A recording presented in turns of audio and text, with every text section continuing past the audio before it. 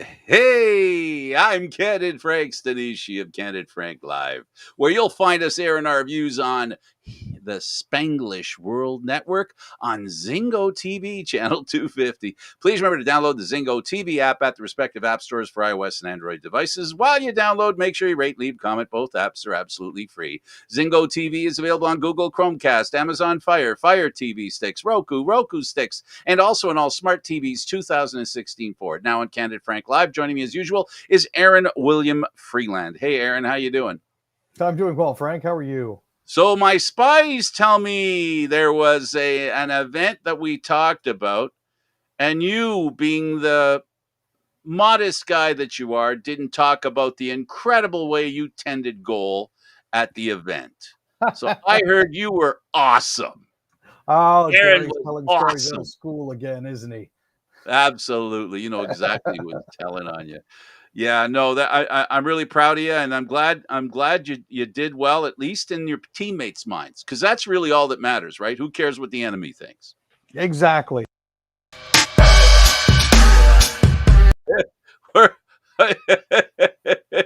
I guess that's somewhat another opinion spoken. I Well, guess it was Aaron a wasn't that good in that. no, it was a great tournament. We had a lot of fun with it. So that's money was raised for charity, beers were drank, parking lots were sullied. It was fantastic. Somehow I get the feeling, and I understand you guys won the award for the longest lasting party. Yeah, both on the Friday and the Saturday night. Ooh, clean sweep. So, yep. All right. And you didn't make a mess. Nope. That's the most Good for you, important man. part. Good for you. Look, there's nothing better than on a summer, in summer weather, it makes traveling easier, makes being outside even easier. And the real problem is the pop goes down too easily when, when it's warm outside. Oh, there was far too much soda consumed. Far, far, far too much. And you know what? We had another barbecue today, and I went. And this is not meant to sell Costco to people, but we picked up some Costco steaks. My friends in Halifax turned me on to them, because I thought they were always a little too expensive at Costco. But I bought a nice, almost $40 worth. Aaron, melt in your mouth, baby. Oh, some of their steaks are absolutely fantastic. Season them up and marinate them up right, and they're wonderful. Everybody likes to bag on them because it's bulk, but Uh, man, no, no, no, oh, no. I get the sleeve. I don't get the bag. And I got to say this too. It doesn't hurt while you're cooking to stay cool with a pop. And then you exactly. eat the steak with another pop. I'm beginning to wonder whether the steak was any good at all, actually. Not really sure. Not anymore. I just talked myself out of the Costco steaks. No, anyway, all kidding aside, it was nice. This is the kind of weather that we want to enjoy. And, stuff like this is fantastic. Enjoying your summer, folks. Get out there, have some fun, spend some time outside, get on the barbecue. And if a pop is what you want to have, or you want to do it pinky style with some vino, you can do that as well. We do not discriminate here on Candid Frank Live and at the Aaron household. Uh, we relax at every level, different ways for different strokes. It doesn't matter for even those that tokes. Wait a minute, I just made that up. Well done, sir. I just made that up. That was stupid. All right, but anyway, it's legal now, right? Okay, good. Just want to make sure. All right, let's start with, well, as usual, the Canadian Football League, and I watched that football game last night. Oh, Man, what did you think? oh man, are the Blue Bombers unbeatable or what? Having a 21-point fourth quarter, I think might have had something to do with it. Just slightly. Uh, you know, but their ability to pull it out when the chips are down is something that's always fascinated me. I mean, they were tied at the end of the third quarter with of all teams the Montreal Alouettes. You know, and this is one of those potential trap games that you're playing, just based on the Absolutely. disparity in records. And I'm just glad that they did. Dalton Shane and Rashid Bailey both caught touchdowns, while Brady Oliveira added 92 yards and a touchdown and 17 carries along with three picks. Montreal's defense also had 3 sacks and a fumble recovery. So it's even on both sides of the bar. It just turns out, the Montreal offense just wasn't where it needed to be. They were saying in at least in some of the home bases of the Winnipeg Blue Bombers, they were saying Andrew Harris, who Oliveira was incredible last week. He ran for 92 yards. Last night he made some great plays. They were going to him repeatedly. Yep, the Blue Bombers are for real, folks. This could be we could be in the middle of watching the Edmonton Eskimos of the 80s. You know, it could be that kind of historical world that we're being visited upon. And the neat thing is to see it actually happen and how each step, we're sitting here, and I know if you're not rooting for Winnipeg, they are making it look, they're converting even the least likely to appreciate what they've done. You can't help but suggest that.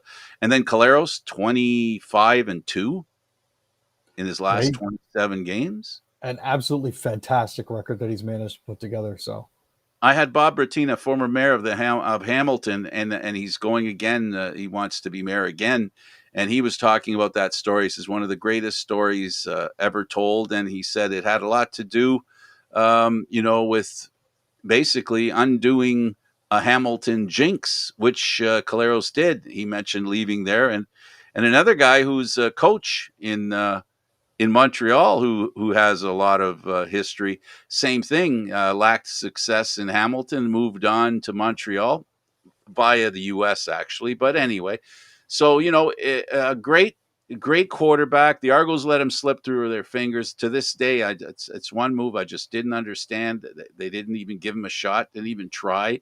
And he wanted to be here. His wife is from Toronto, so there was lots of motivation to have him stay here. Another story that keeps on ticking is, as I mentioned, Caleros, shown the receiver for Winnipeg. He is amazing. His first year, he's lights out, one of the best receivers in the Canadian Football League at this time. yeah, and you know what? 5 of his 6 touchdowns were in July, which helped contribute to him being named one of the players of the month, Yeah. along with Zach Collaros and Jalen Acklin of the Ottawa Red Blacks. The Argo hater.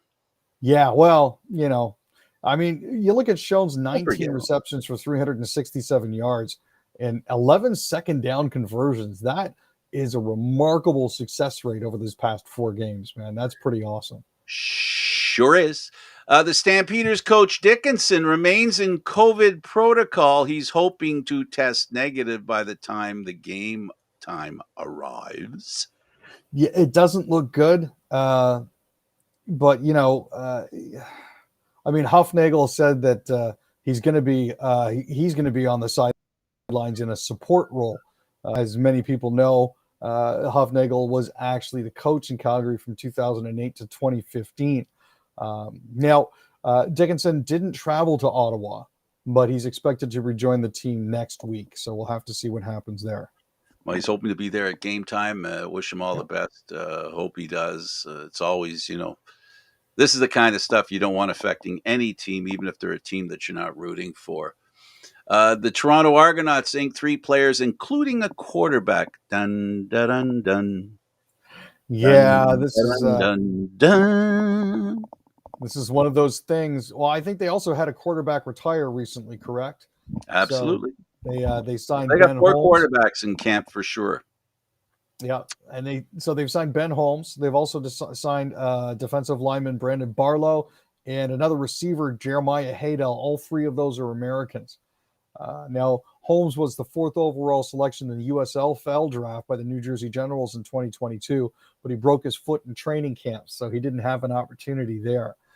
He spent his training camp with Montreal before being signed with the Elks last month. So, well, I got to tell you, Emmanuel has the hands, and he has a very big arsenal. Arsenal. Shoehorning it in there, are you? Oh, just trying, but good for him. 600 passes, man, received. Definitely. I mean, I thought it was an interesting decision when he was signed by the Elk in the off season, so that was interesting. He was signed at the same time that Bowman was. So the interesting thing about those two is you add their ages together, and they're both 5 years past retirement age. but a So, great player nonetheless. oh, He has fantastic. Yeah. really over the winter he must have drank out of the fountain of youth. Yeah, he's had 603 receptions so far. He's 26 overall on the CFL's all-time list. So kudos to him for that. We got some games coming up. Calgary's in Ottawa. This should be interesting. You've got teams with, teams headed in opposite directions, basically. I mean, sure, Ottawa had their first big win against Toronto this weekend, but they're looking to build on it when the Stampeders come to town. But again, you're looking at the Stampeders without Dickinson behind the bench. You're also looking to them without one of their other players. You're looking Carey's also out for the Stampeders. Easy for you to say. Well, I know, right? Geez, I'm tripping over my own tongue here. I'm going to try to say it's Kadeem Carey's currently out. So, it's a hamstring injury. He's on the 1-game IL, which means he won't be appearing tonight. Calgary is licking their wounds, hoping for the best. And the Ticats are in Toronto, where last time they came into town, it was an amazing experience worth forgetting. Yeah, there was a lot of kicks in that game, if I recall correctly.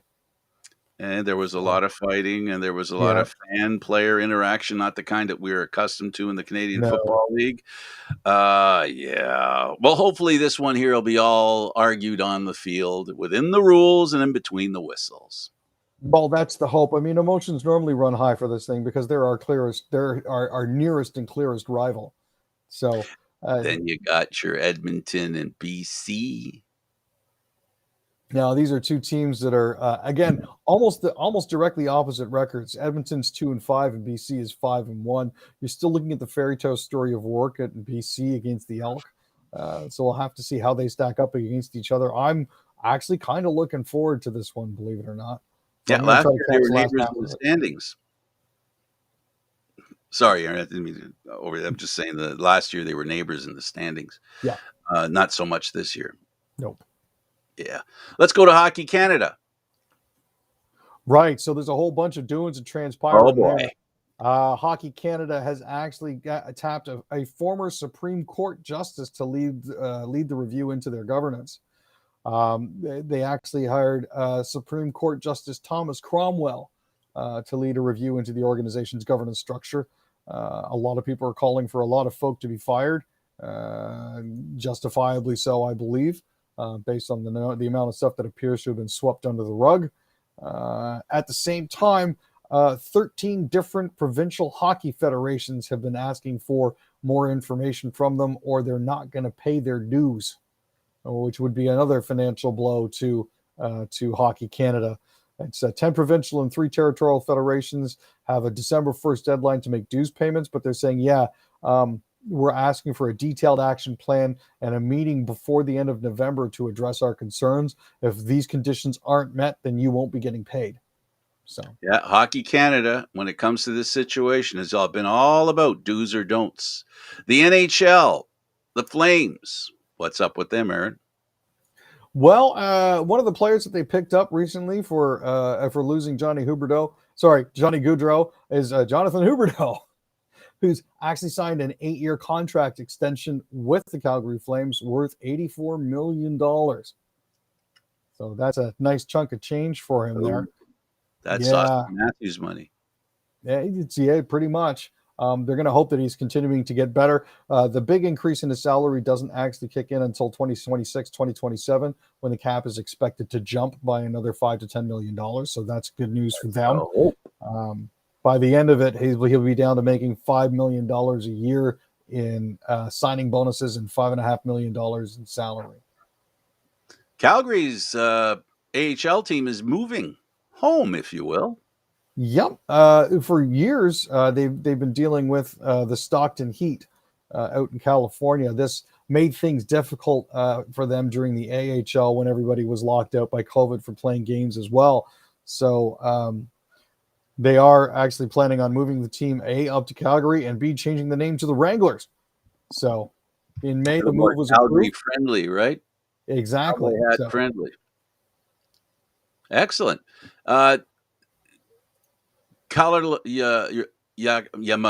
Yamamoto has signed with Edmonton. I'm looking at also. I'm in shock here. Kevin Lowe retires.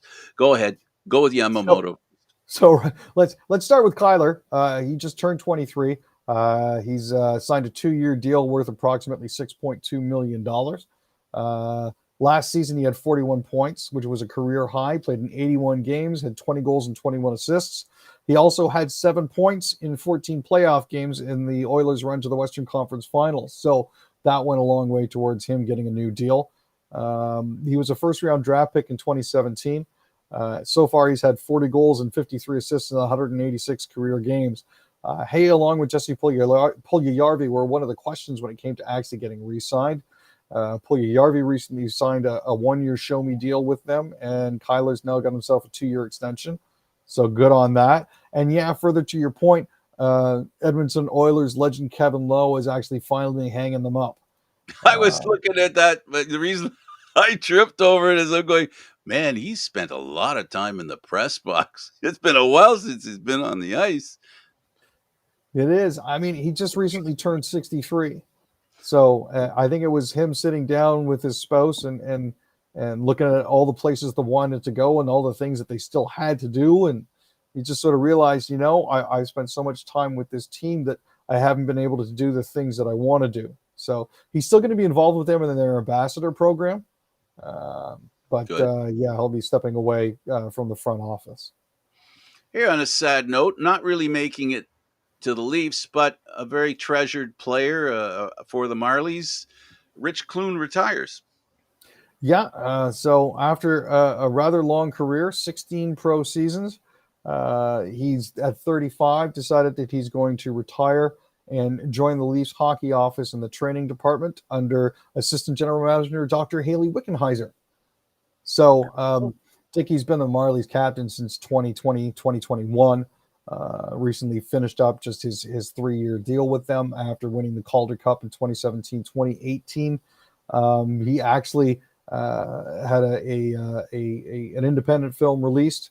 Also had a documentary called My Name is Dickey come out about him. He's looking to expand his horizons at this point. Recently got engaged. So yeah, for a guy that's played 16 pro seasons with over 2,500 plus penalty minutes, I can think of no better spot for him than in player development.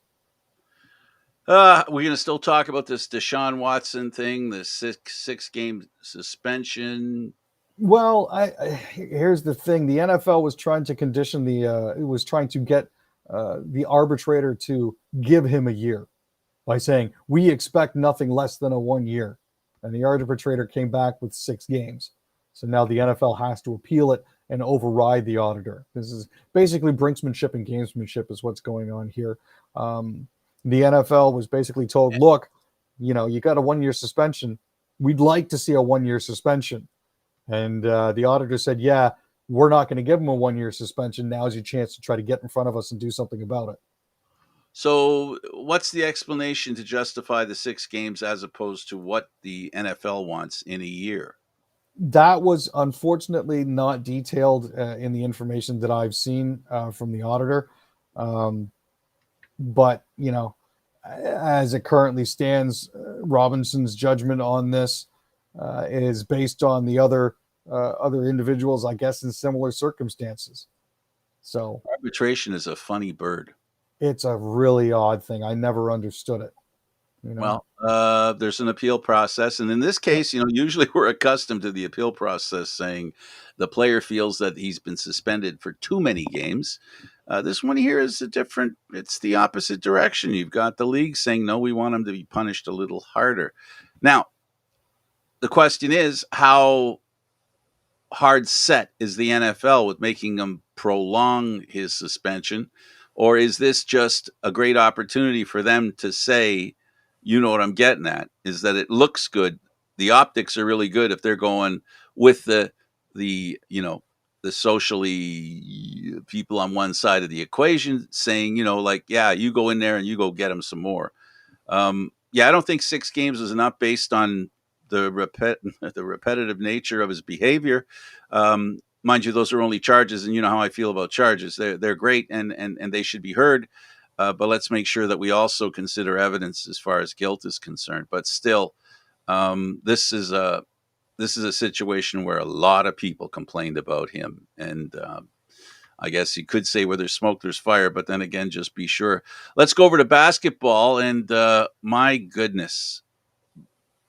Now, I wanted to mention something first. There's a man in jail in Russia who's been in jail for 14 years for pretty much what she's in jail for now. I just thought I'd throw that out there. Understandable. Now, is that an American basketball superstar, or is he a Russian citizen? No, just an ordinary human being. Okay. And the other thing that's working at this point here is the Russians are actually trying to bank on a prisoner exchange. So they figured that by putting a public figure like Brittany Griner in jail for 9 to 9.5 years, they'll be able to encourage the states to give them a swap, which would include a well-known arms dealer. So that's the other part of this equation that we're looking at here.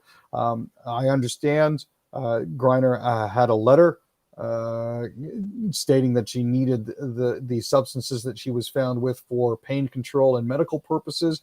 But at the same time, you have to be aware that when you're in a foreign country, just because you have a letter from your doctor saying that it's okay and it's legal in the States does not mean it's anywhere close to being legal in Russia.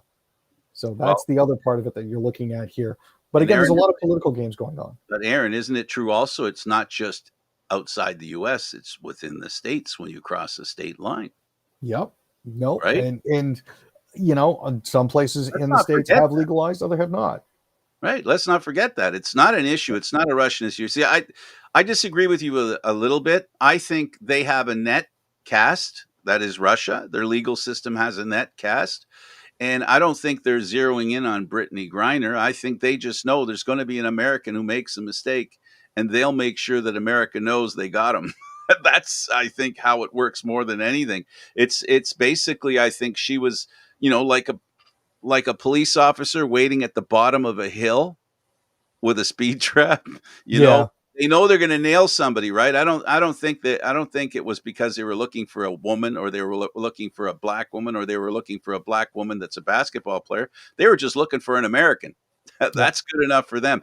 What worked in their favor is that because she was a black woman, because she was a basketball player, the people in North America are a little more sensitive to the black issues today. We know what black people have been through, and we're very sensitive about it. And whenever a black person is being treated unjustly, right, we don't look at it comparatively and say, well, is there somebody white being treated the same way?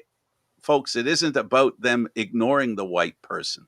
It's about the intense nature of how black people have been treated for many years. And now this is a reaction where you have a lot of powerful people, a lot of loud voices who make a lot of noise. And within months, people are screaming to get her out while there's someone else in jail that's been there for 14 years. That's not a negative comment on my part. It's just the way it is. Right now, the sensitivity level is very high for black people who are being abused. And again, political experts have been saying for weeks now that the real purpose of the trial was to paint a veneer of legitimacy on the Kremlin's desire to hold on to her until it could extract concessions out of the United States for her return. I assume you know the percentage of charges that lead to conviction in Russia. Did you hear the number? I believe it's 110%. No. Stop. It's actually 99 point something. So that gives you an indication of, boy, the police are very good there. They really know how to get people. It's the police that do such a good job.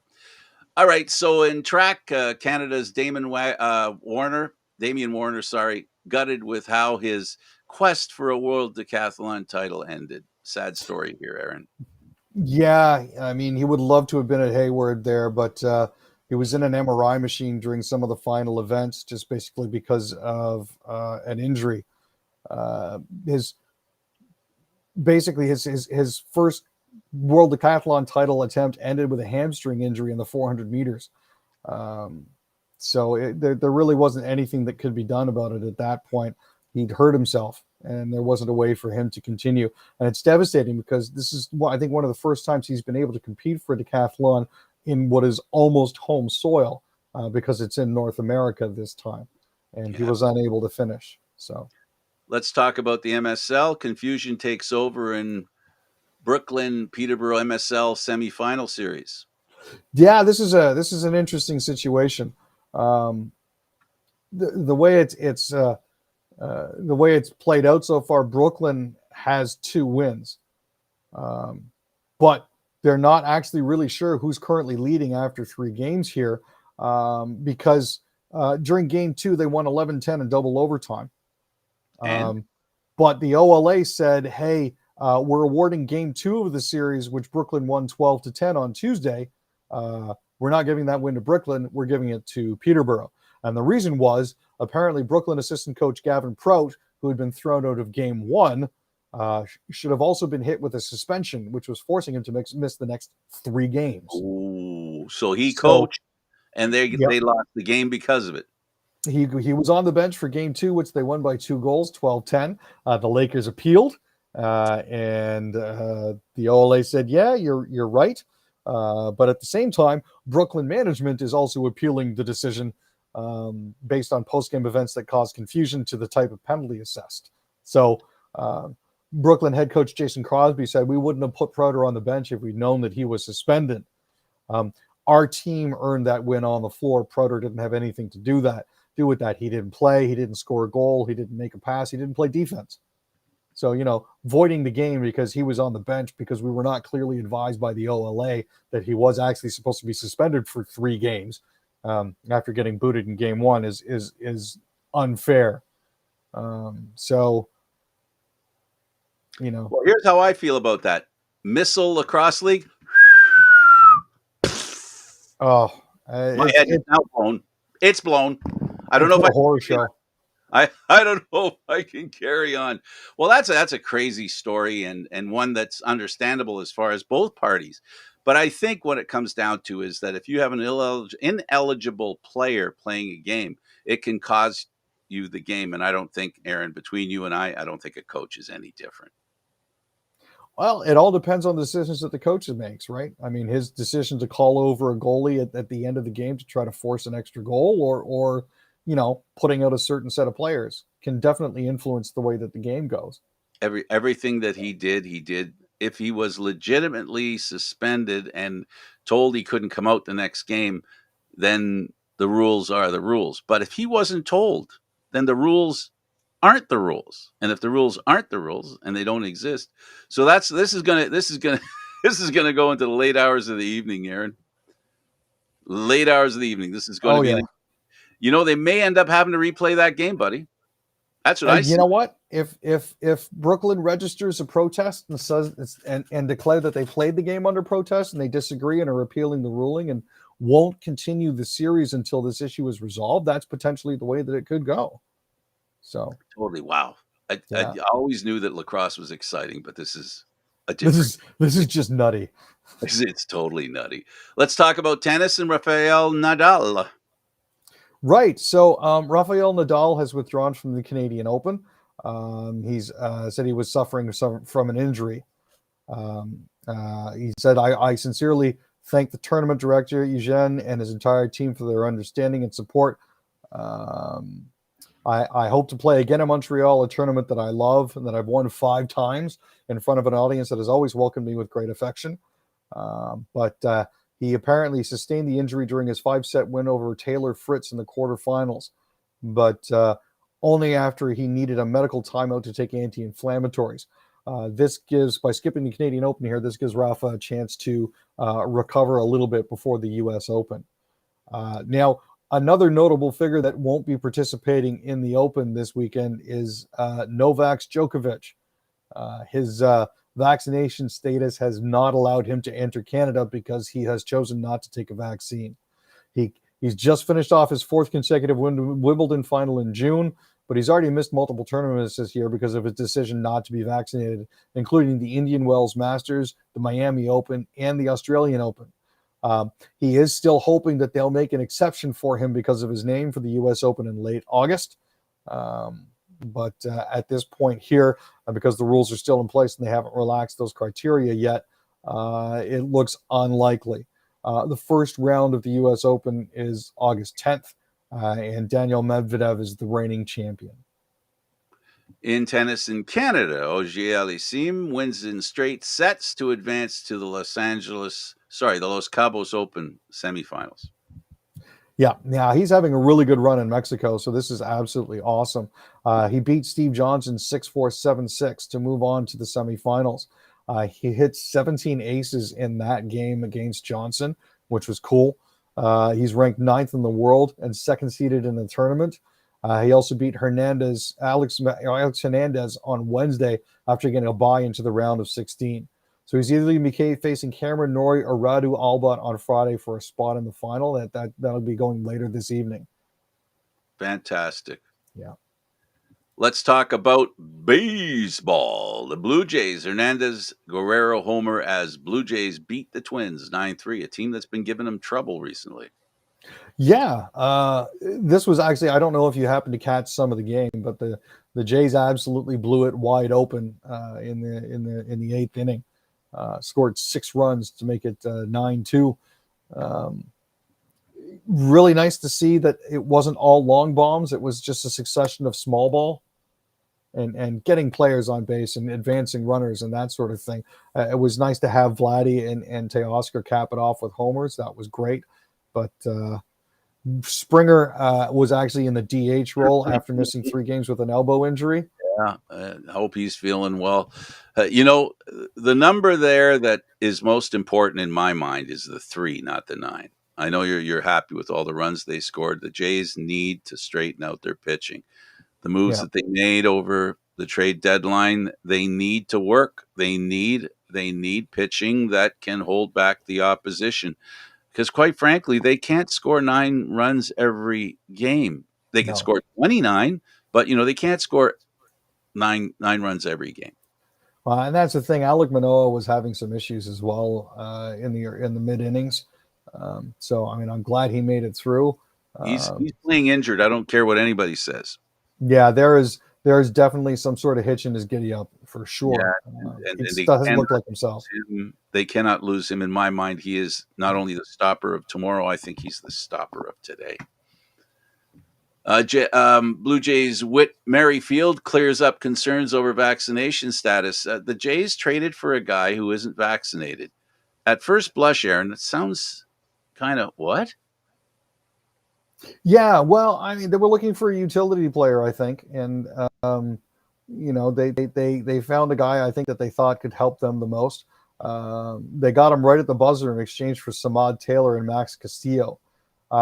He missed the series in Toronto in July, but had said, look, if it comes down to it and you guys trade me to a contender, I'll get vaccinated.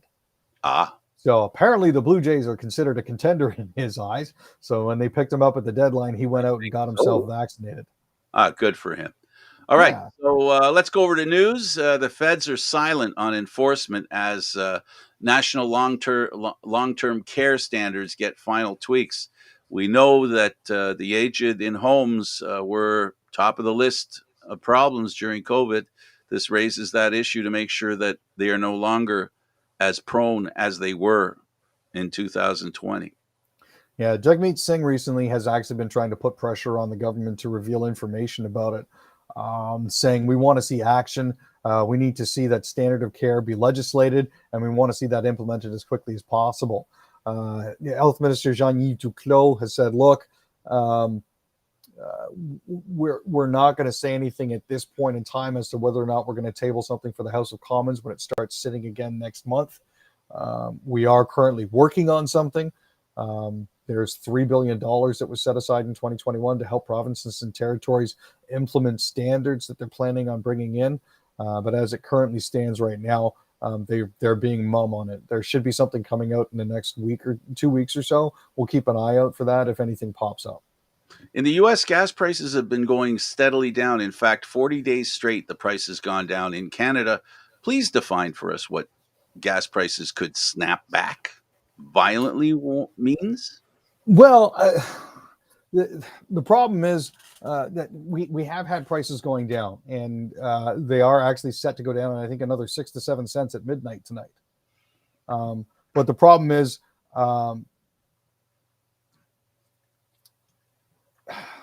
it's hard to. There is a possibility that this price holiday that we're kind of enjoying right now might not last that long, which is what they're saying. Okay. So So fill up your short gas. short term gain, we're going down to about 168 a liter. Um, so fill up if you can, because chances are it's going to pop again, and it's going to go even higher than it was This before. is crazy, Uh, these kinds of gas yeah. prices.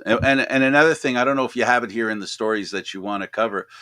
There is the fact that Canada is becoming very aggressive in providing oil for the rest of the world, and apparently our crude, um, even though it's not the cleanest stuff, is becoming very popular around the world. Our heavy Well, crude. and that is a concern as well, because what about domestic supply for us? Sure, I Right. think it's great that these companies are making great profits and employing people and sending it all over the world, but we still need gas too. So I said that's that the for a other reason thing. because that snapback that you're talking about Yeah. might happen because all of a sudden the production available to Canada, as far as Canadian oil is concerned, could dry up. And we know what happens. We're learning, well, we learn all the time. When more people need gas and more gas is needed, more have to pay. Now, Let's, here's an interesting thing. Sorry, before we continue on here, for quarter two of 2022, Suncor was reporting profits of $3.99 billion. Now, this is uh, a huge gain over last year's quarter two, and that $3.99 billion actually represents a 400% increase over earnings so the from the price of previous year. oil or of gas is set correctly. He said so. No, He we're getting gouged. said yeah, we're getting pumped. Yep. There you Taking it go. up the tailpipe. Okay. A hot, dry August to sustain wildfires, especially in southern BC, says forecast. God, I don't want to see more wood burn because when it burns, that creates more carbon monoxide and then it becomes a vicious circle. Yeah, and I mean this wildfire forecast comes as the Okanagan Similkameen Regional District is trying to evacuate people from the community of Olalla, about 40 kilometers south of Penticton. This has been a tough summer. There are 149 new wildfires in BC over the past week. 149 new fires. They don't. There's not enough manpower to deal with this. There's not enough equipment to deal with this. It's an absolutely unbelievable situation that they're facing here, and the weather is getting worse. And it's not just. The fact of the matter is, this is climate change. This is what it does. You get more extreme temperatures during the summer. You get more extreme temperatures during the winter. Absolutely. Well, it is what it is. Vancouver. Um, the mayor says feds in BC need to step up funding for homeless. I get the funding, but I just wish there was a way to help them get on. I don't know if you can, bring them on in, to society in a way that is more. I don't know. I just don't like seeing people sleep on the street. But for some people, it appears, at least some people imply that that's the way they want it. It's like a choice. I don't know if it's a choice, Aaron. I mean, Well, I mean, there was a safety order issued last month to remove tents and structures on the downtown east side, and that was actually supposed to actually be cleared out by Wednesday. Mayor Kennedy Stewart of Vancouver said that since the order, the city had increased resources for those living on the street, but while the city is assembling these supports, the operations require significant investments from senior levels of government. He spoke with the BC Housing Minister, Murray Rankin, about how the city and province can coordinate their approaches to connecting unsheltered residents to housing. He's also reached out for additional urgent housing funding. Again, the problem that we have here is that rental prices in Vancouver are so high, the city can't necessarily pay for these houses for the homeless to to shelter them and give them homes as opposed to having them living rough. And it's a problem, you know. Yes. Unlike hiring nurses and everything like that, uh, and whatnot, that this is something that really does require the assistance of the provincial and the federal governments. Oh, and it's deeper than financial wherewithal as well. You know, a Yeah, lot of it that a lot of the people who live on the street. I'm not an expert in this, Aaron, but I've seen some reports, and I'm not saying that I swear by them, but a lot of it has to do with mental illness. You know, and that's what we're talking about: are people who are mentally challenged and know no other way to live, can't live another way. So, well, it's not a good look for Canadians and Canada in general because we're a pretty um, I don't want to use the word rich because not that almost oversells the fact that we're a country in good shape. We're a country that is not as needy as many other countries, and seeing people in need is kind of a contradiction that is hard to stomach sometimes for some of us. yeah, definitely. I mean, we're not hard done by. Put it that way. Yeah, police arrest driver in early morning Parliament Hill crash. There was a guy that rammed into the gates outside the legislature at about 3:30 in the morning. Now, an officer was nearby and took the driver into custody without further incident. No criminal charges have been laid yet.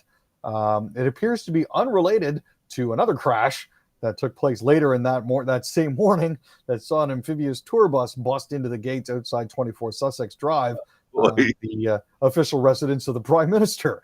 So, this is one of those. I'm willing to bet for this particular case here, alcohol was involved. Good chance.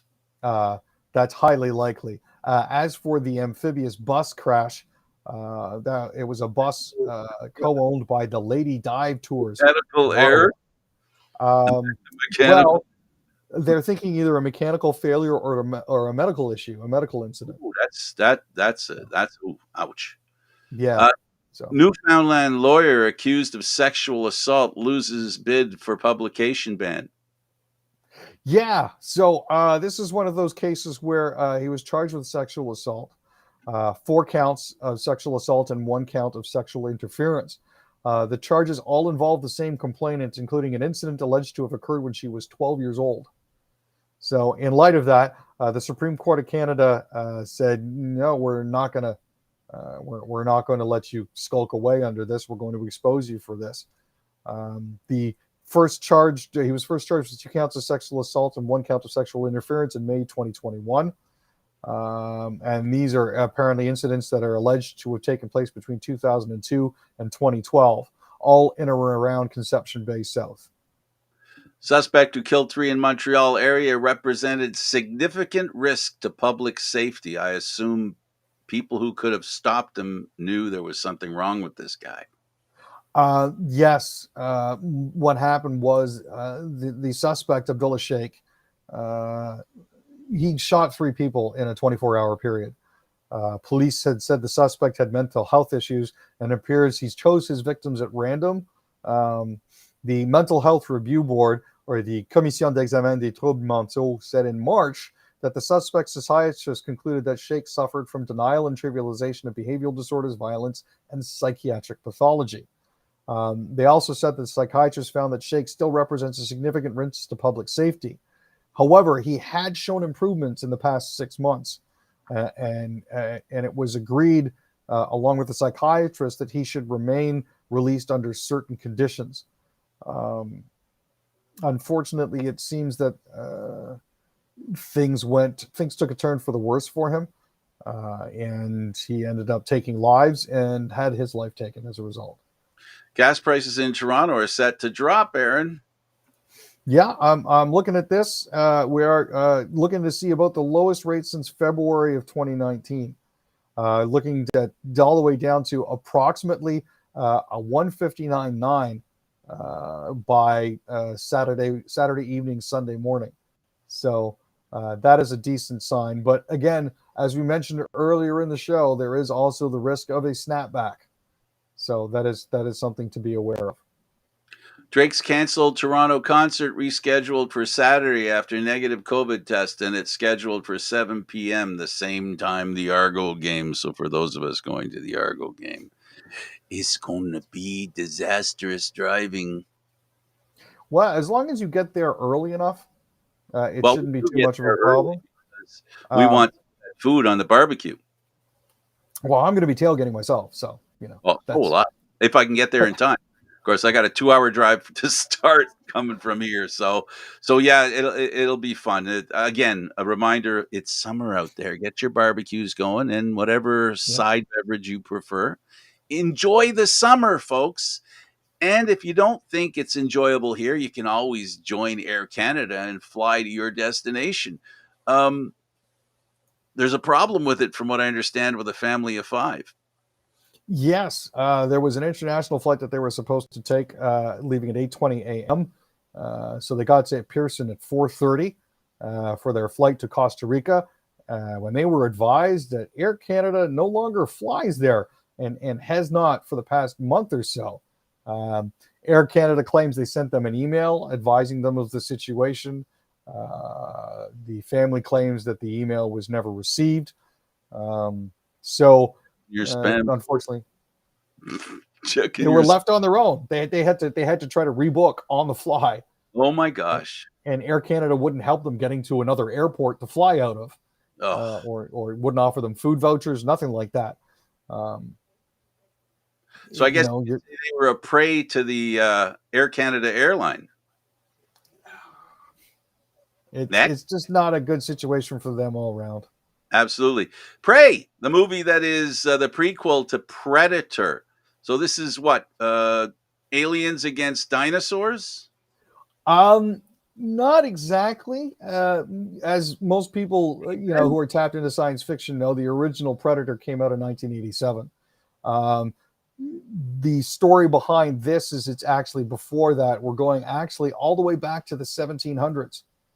So Oh, we're going back to 1718, oh, 1719. okay. It's not Um, prehistoric times. no, not prehistoric times. But the significant thing about this is this movie, the entire cast is First Nations and Native Americans, Oh, cool. which is unique in cinematic history. No other production, at least in any sort of franchise, has actually done that. See, and So I was going to say something silly like it's Alien against Robin Hood, but rather it's Alien versus Aboriginals, yeah, Native North Americans. yeah, it's actually aliens against a bunch of Comanche.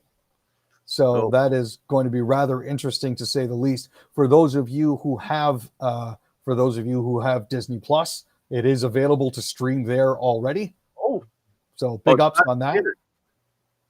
No, I'm going to have a chance to check that out tonight, I think, or maybe tomorrow morning.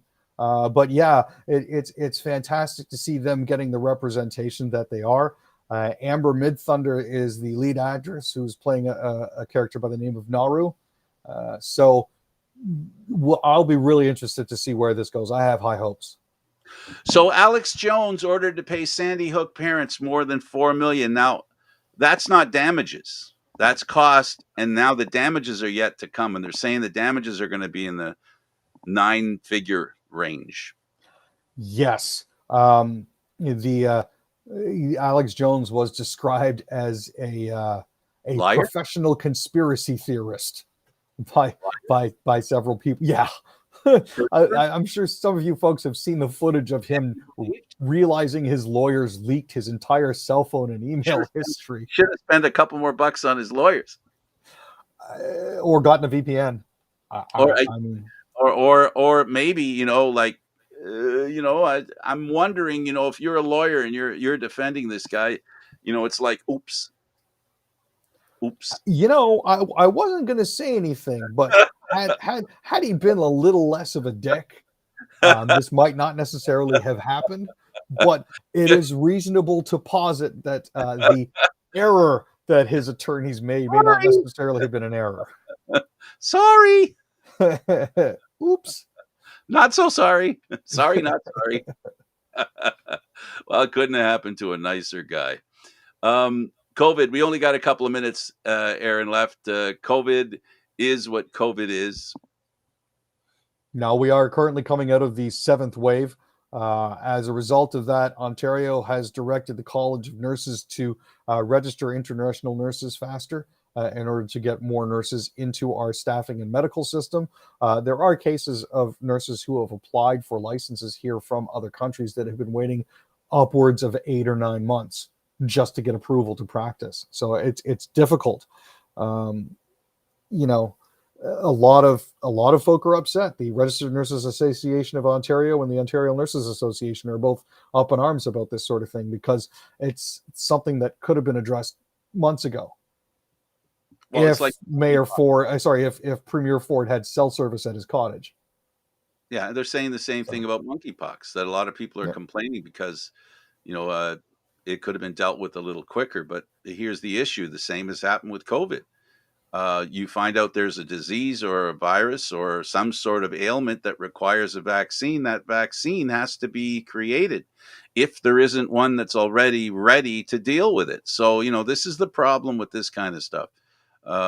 Anyway, hopefully the vaccines will be out there. There are way more people that need the vaccine than vaccines are available. So let's hope that this gets resolved ASAP. Most definitely. And for those of you that think that it's only one type of person that gets this, children are getting it because they happen to share the same bed or occupy the same bed for a temporary moment. So, you know, innocent people are being affected by this, regardless of what you consider innocent or not. And that's the part that bothers me about this thing, is that when you have a minority involved, people find it easy to attack them. Anyway. Renaming the Doug Ford urgent care not so urgent. Basically, or Doug Ford don't care. So, real quick, it's amazing how Donald Trump and the people around him break the law and do it the same. You know, we've got now texts missing in various locations in government, and always the same missing texts: the 5th, the 6th. And we're led to believe or think, or we're asked to think, it's a coinky dink.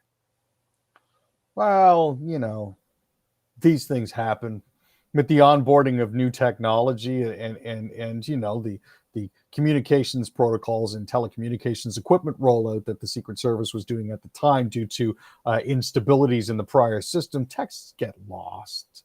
And besides, it was a planned clean. It was Wink, planned. wink. Oh, and by the way, we forgot and didn't realize that we were being requested to keep the text messages. Unbelievable. And I don't know how any of these people can keep their job, Aaron, because to me, that's what should happen: is they should lose their jobs and never be able to work for the government again.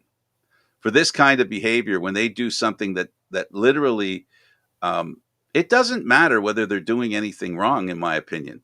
It doesn't matter because they don't have to prove they did something wrong. As an employee of the government, you have a very high bar. It's like we talk about athletes that are, you know, they should know better, and we judge them a little more harshly than we would others. It's because of the position they're in. And these people are holding public office, and they have to have the cleanest and most honest reputations. Any sign of dishonesty should not be tolerated.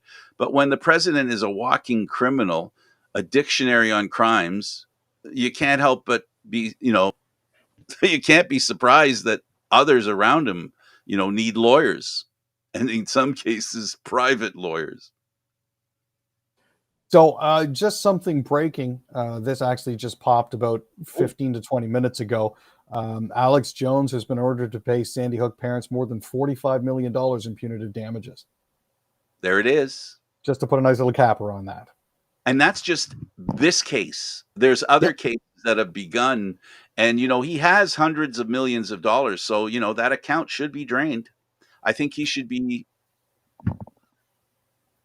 nothing. Well, he's already filed for bankruptcy. So before they took any of his money. Yep. And we all know that wasn't true because the text messages his lawyer said so.